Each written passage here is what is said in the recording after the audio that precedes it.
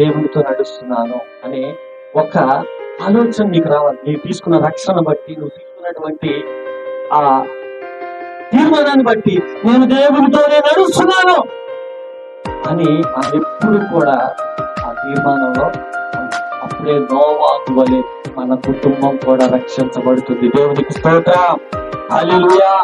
అందుకే దేవుడే పలికిన మాట ఏంటంటే, నోవాహు నీతిమంతుడు, నాతో నడిచిన వాడు, మనమందరం కూడా నేను దేవునితో నడుస్తున్నాను అని నిబంధన చేసుకున్నా. నేను దేవునితో నడుస్తున్నాను ఒక ధైర్యం కలిగి ఉంటాను.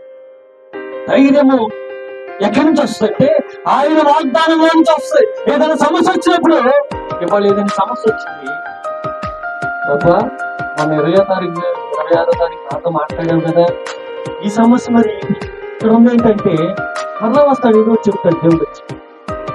అంటే నీకు